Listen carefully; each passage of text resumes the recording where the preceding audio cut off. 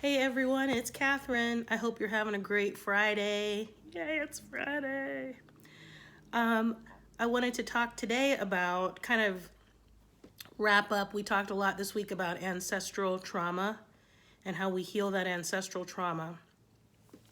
So I kind of wanted to just summarize some of the things that we saw. I had put a question out there to everyone asking, like, what are some of the positive and negative patterns that you see in your own ancestry?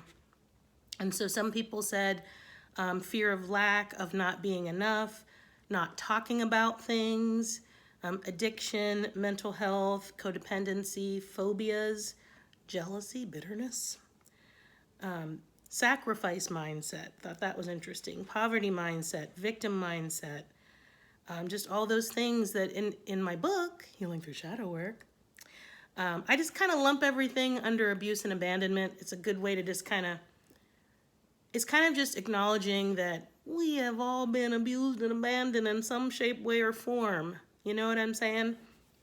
And so I hope just by everyone seeing a lot of the very similar answers that, we need to start using that pain, even though it kind of sucks, but using it to understand each other.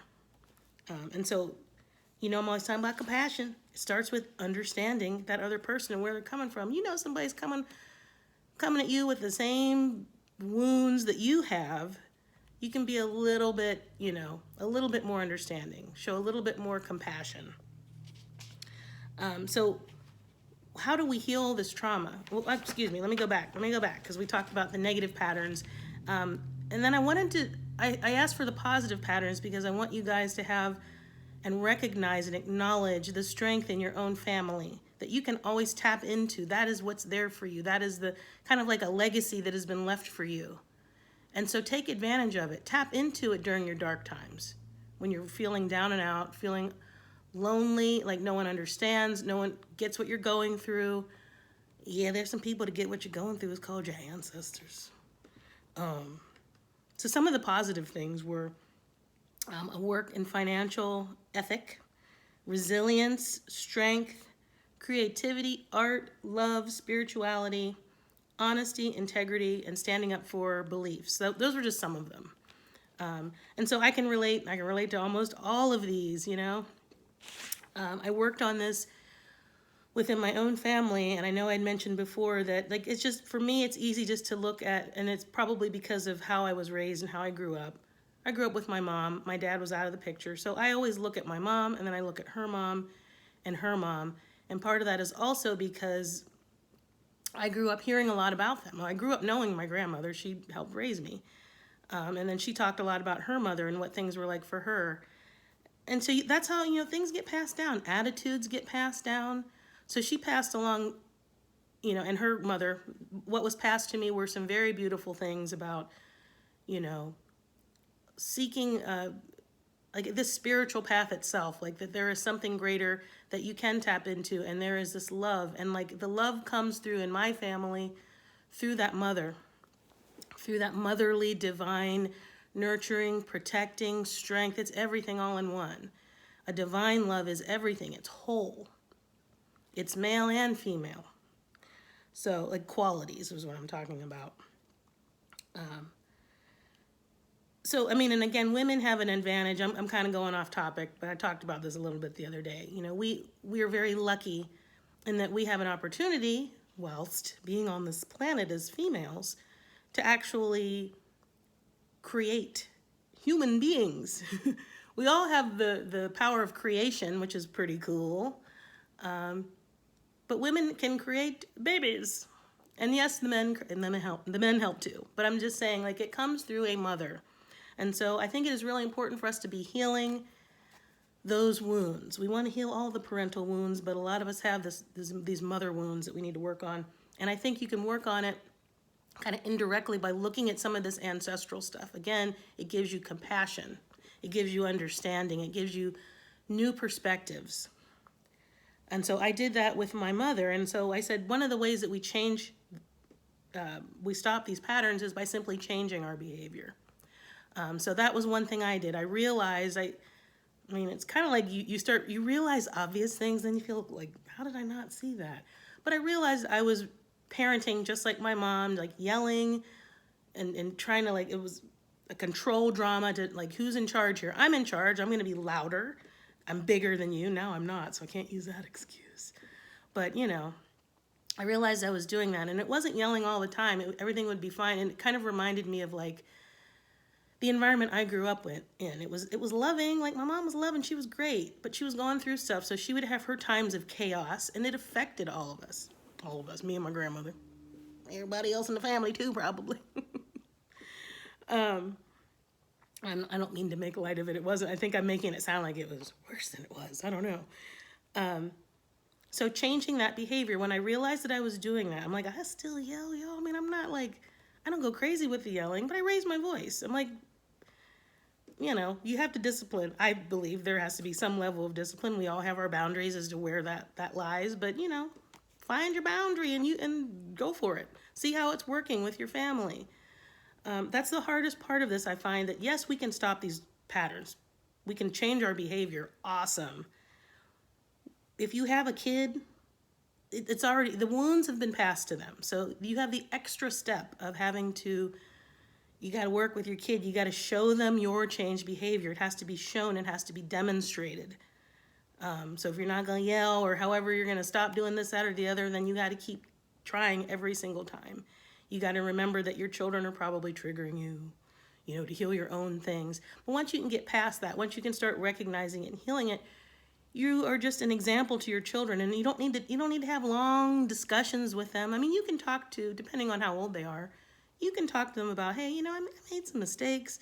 I've really been working on myself, and I realized that I hadn't really been expressed my feelings. And again, I've mentioned this, a lot of people in, well, it's kind of, I feel like it's everybody, but I know especially with my generation, I can only speak for my generation, and my mom's, we didn't talk about our feelings. Everyone was going through abuse and abandonment, y'all. Everybody was going through it. And so even now when I talk to older people, you know, they want to kind of roll their eyes like, yeah, hello, we're all going through tough times. I get it.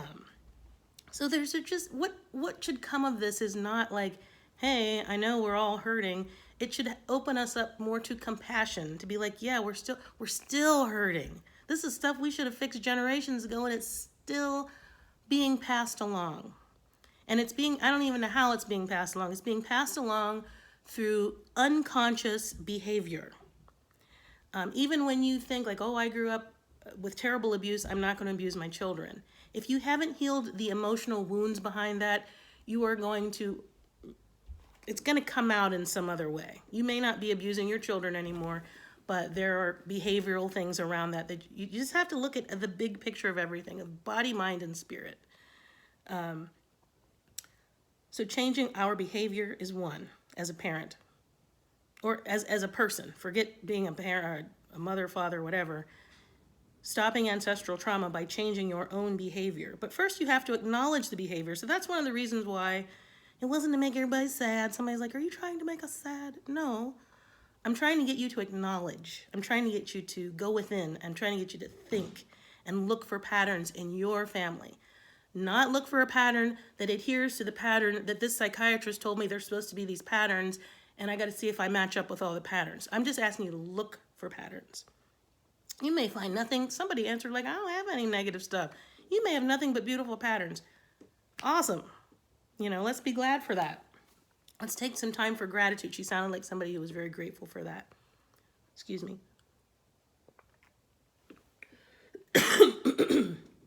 Oh, and I made this, I made some tea. I don't usually, I mean, I drink tea every day, but I just drink like English breakfast tea. I like to put cream in it. But coming off of a cold, I decided to make this tea that's cloves, cinnamon, and ginger, and I put a little lemon in it too, and of course honey, lots of honey. It's really good. It tastes like Christmas. Anyway, sorry, I'm going off topic here. So here's a pattern. I want to talk about how what do you mean by pattern? Like, some people may not even understand what I mean by pattern. Here is a pattern that I discovered, and like, unless you sit down and either you can write about it, you can write a diagram, draw pictures. I love drawing. Like, I see things in pictures sometimes. It's easier for me to draw a picture of something to understand it.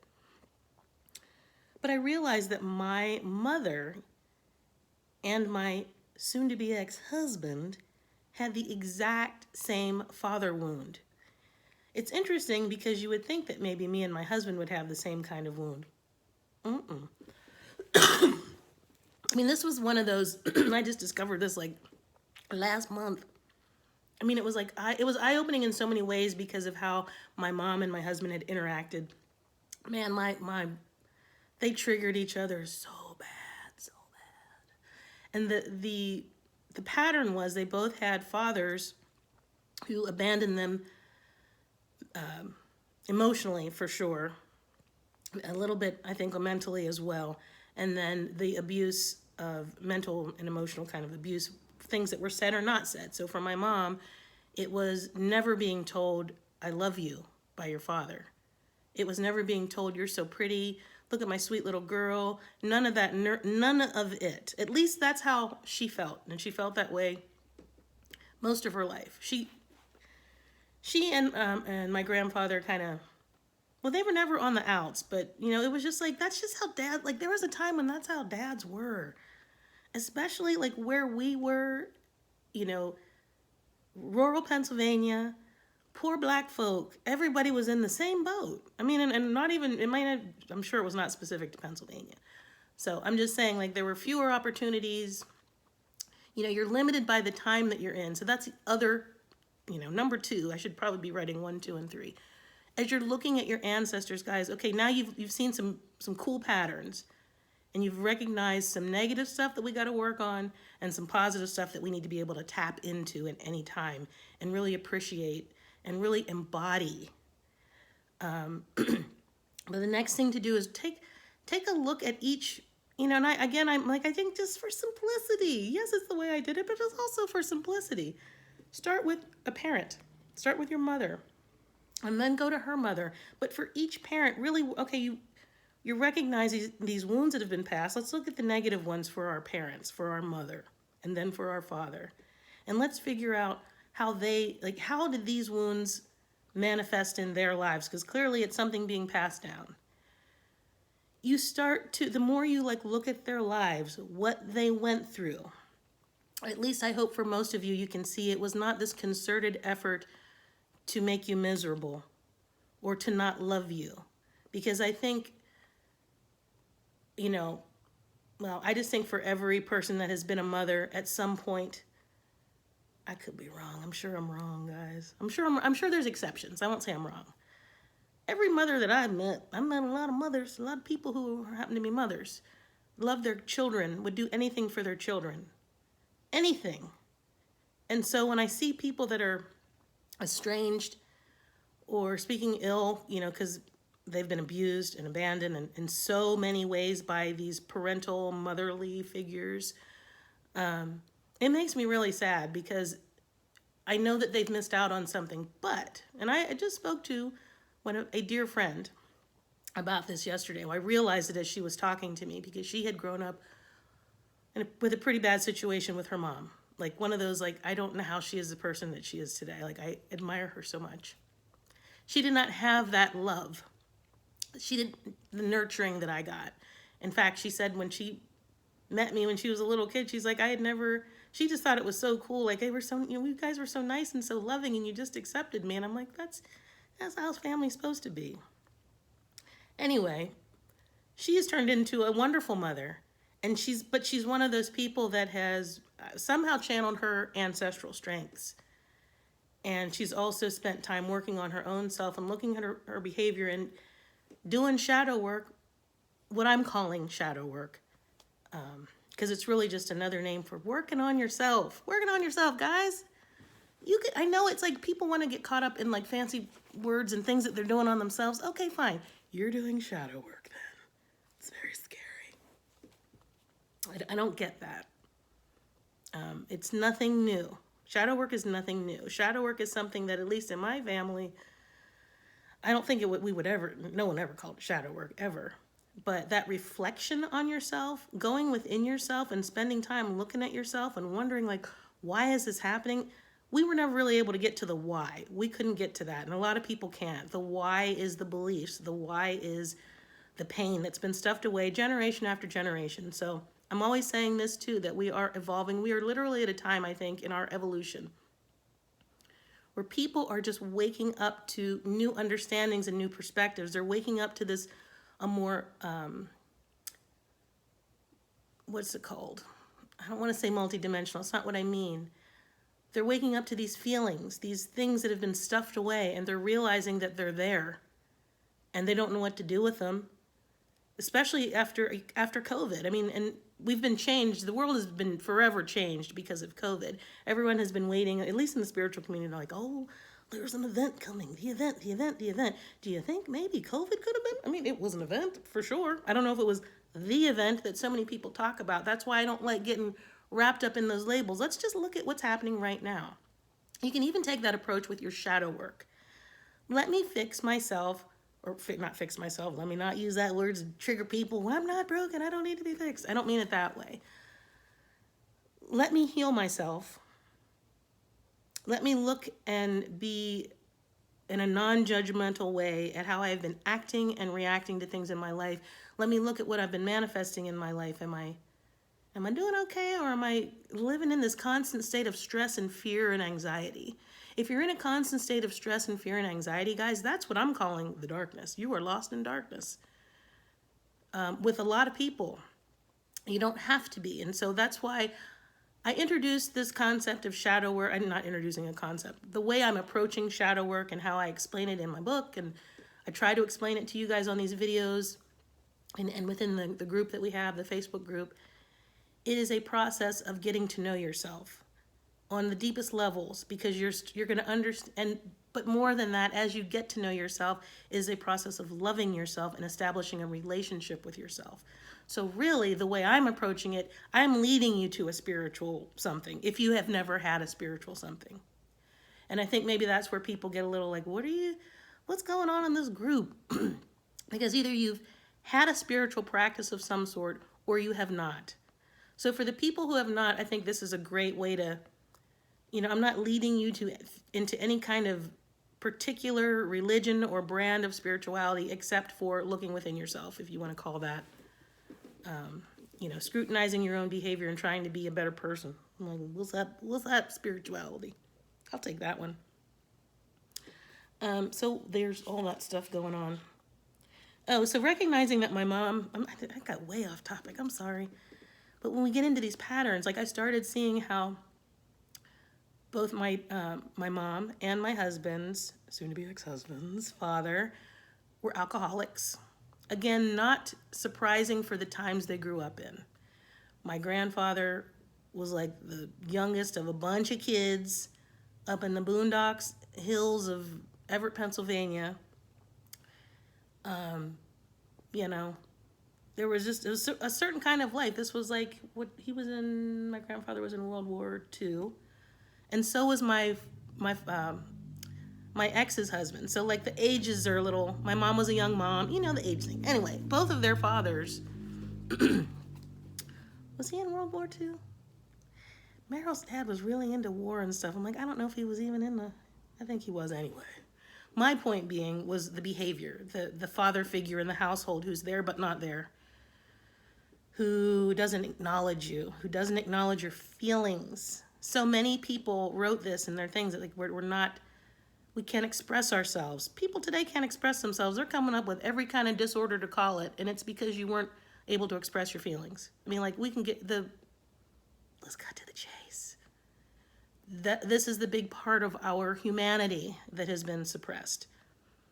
Not on purpose, guys. Well, maybe it was on purpose by some people, but at this point we're all waking up to it. So, okay, cool. We don't need to, ruminate on why. Why is this happening? It's happening. You are waking up to yourself. That's what I think you're If you're waking up to something else, please tell me, because no one really defines when they say, I had a spiritual awakening. Well, what happened? I don't mean to be so cynical, but I can be a very cynical person. I have just been down this road. I've been interested in this stuff since I was young. I've studied a lot of things. So when people come into the group, I'm about to wrap this up. I'm like, do your ancestral stuff. You're going to see patterns. It's going to blow your mind. The last thing I'm going to say about the mother, you know, these patterns that I saw within my mom and my husband, it was like a light bulb. I'm like, well, this is how, if we don't fix what's happening, my daughter is going to be my mother, which my mom was awesome. So in that regard, like the positive side, my daughter is like amazing.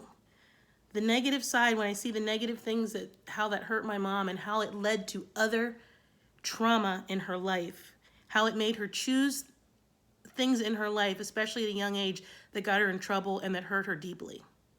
Lasting lifetime kind of hurts and traumas. It is important that we heal these things, otherwise it will be repeated. So for me, it's been a lot of like, should she get to see her dad? And of course, he does love her. So you got to look at so many factors. Everyone's going to want to chime in on that. Everyone has their own path, their own things, their own boundaries, and their own lessons. So we have to try to respect that. Anyway, that's something that I'm working through, but really seeing those patterns like kind of brought it into focus. Like, this is serious. I see how this affected my mother's life. And then also in a beautiful side made me see that, wow, my mom and my daughter are so much alike. They're so much alike. I'm more like my grandmother. My daughter's more like my mom. I mean, just in every way. And so it makes me, in all the ways that when I look, I said, look at their lives. Look at the ancestors' lives. Look at how they were dealing with these things in their lives. Let that open some compassion and understanding. My mother was just like my daughter. Super smart, extroverted, just wants to be out there. Like most kids are just kind of out there. They're like, blah. That's how my daughter is. Just very much more extrovert. I was an introvert. And I'm like, I have an opportunity because I live in a time where I'm not constrained by the things that they were constrained by. I can get a job pretty easily. I have a job. I can own property. It's not a big deal, So we have to look at some of those advantages of the times that we're in and really appreciate them. I have running water in my house. My mother did not. They were dealing with a lot of survival things. You didn't have time to think about finding yourself. You're surviving life. And a lot of us are still, I feel like a lot of times I'm just surviving life. I'm like, this is boring. Shoot. Let's get to the good stuff. Let's get to healing and people connecting. Because once you heal yourself, you're going to see that connection to other people. And you're going to want to reach out and connect. And some people are going to be like, yeah, but now you're making me uncomfortable because I'm not comfortable with myself. So when we talk about intimacy, to me, that came up in the group too. People are like, oh boy. I'm like, oh, female intimacy or whatever that was about. It's like, yeah, we do have to learn about intimacy. We have to learn, maybe relearn, reparent, or whatever we call it, whatever the lingo is around sex. Intimacy is not just sex. Intimacy is knowing yourself and knowing your feelings and being able to express your feelings. Really having that awareness of yourself so that you can then express it with other people. Of course, sex is involved too. I'm like, yeah, there's sex too. We'll talk about that later. Anywho. Yeah, I'm just making sure I got all my notes here. That's really it, guys. Keep at it. And I think instead of getting overwhelmed with the shadow work, oh my God, where do I begin? Begin with the present moment. Focus on making your present moment and moments better. Focus on healing immediately those things that that you can just start doing better. We had, what are some of the things we had here? Codependency is one that we pass along.